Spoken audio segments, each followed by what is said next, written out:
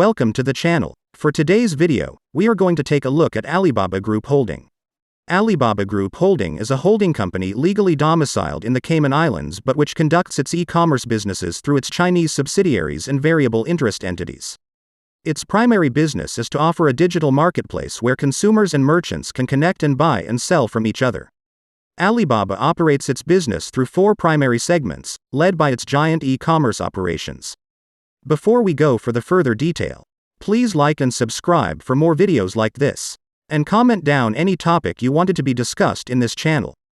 Chief among its competitors are other established Chinese e-commerce and internet companies, such as Tencent Holdings, as well as global and regional e-commerce companies, such as Amazon. Since Alibaba also operates in the cloud computing business and digital media and digital entertainment businesses, it competes with companies specializing in those markets as well. First, let's take a look at Alibaba's financials.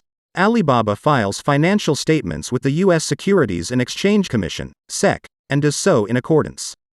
The company follows a reporting schedule where the end of its fiscal year occurs at the end of March. Although Alibaba's reporting currency is the renminbi, the company provides conversions into US dollars, which are used in this video. The company's revenue rose 36.9% to $33.9 billion in third quarter of 2021. It was slightly above the 35.3% annual rate of growth posted for all of 2020, which ended March 31, 2020.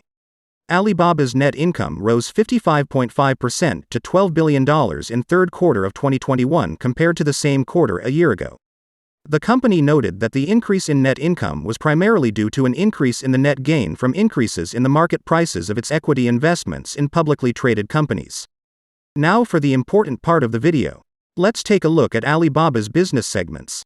Alibaba monetizes its services through four main business segments that it formally names as follows: Core Commerce, Cloud Computing, Digital Media and Entertainment, Innovation Initiatives and others. Now for Core Commerce. This segment is comprised of its various digital retail and wholesale marketplaces, as well as logistics and local consumer services. The company generates revenue from merchants through the sale of a variety of marketing services, membership fees, customer management services, product sales, commissions on transactions, and software service fees. The company generates revenue from local consumers through platform commissions and on-demand delivery service fees. Core Commerce is Alibaba's largest source of revenue at $30 billion, or about 88% of the company's total revenue, as of third quarter of 2021. Revenue for the segment grew 38.2% compared to the same three-month period a year ago. In terms of income measures, the Core Commerce segment represents nearly 100% of the company's adjusted EBITDA, which grew 14.7% to $10.2 billion in third quarter of 2021. Losses in two of Alibaba's other business segments partly account for the higher reported figure in the Core Commerce segment than in adjusted EBITDA for the company as a whole. Next, Alibaba's second biggest revenue source, Cloud Computing segments. Alibaba Cloud provides enterprise customers with a complete suite of cloud services, including database, storage, management and application services, big data analytics, a machine learning platform, and other services. The company's cloud computing segment generates revenue from enterprise customers based on the duration and specific usage of the services. Cloud computing is Alibaba's second largest source of revenue at $2.5 billion, or about 7% of total revenue, as of third quarter of 2021. The segment is also the company's fastest growing source of revenue. Revenue grew 50.3% compared to the year ago. Alibaba reported adjusted EBITDA of $3 million for its cloud computing segment in third quarter of 2021, compared to a loss in adjusted EBITDA in the year-ago quarter. It was the first time the segment achieved positive adjusted EBITDA. The cloud computing segment makes up just a tiny fraction of overall adjusted EBITDA. Now let's look at Alibaba's digital media and entertainment. This segment exists as part of the company's strategy to capture revenue from consumption beyond its core commerce businesses. The segment generates revenue primarily from customer management services and membership subscription fees. Digital media and entertainment is Alibaba's third largest source of revenue at $1.2 billion, or about 4% of total revenue, as of third quarter of 2021.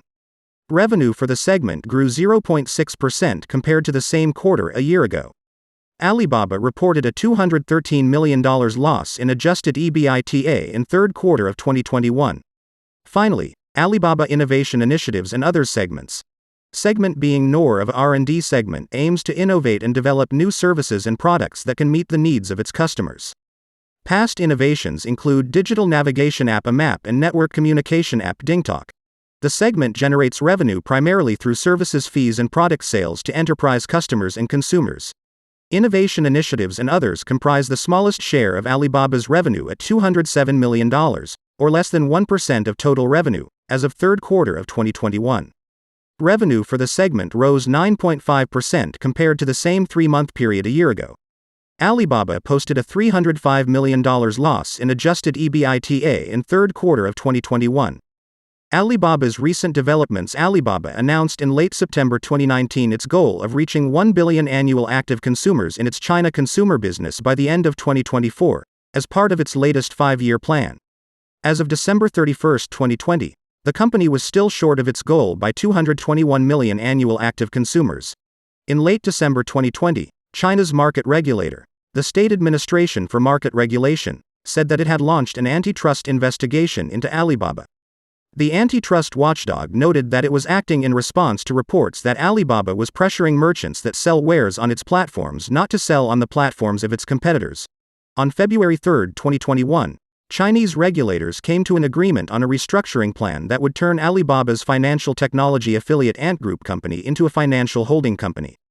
That change would make the fintech firm subject to similar capital requirements faced by banks. The move comes after an attempted initial public offering, IPO, of Ant was halted by regulators in early November 2020, which was followed in late December 2020 by regulators issuing a statement that they would meet with Ant Group about implementing regulations and other rules. Finally, with this hopeful you guys can understand the value of Alibaba business. Thank you for watching.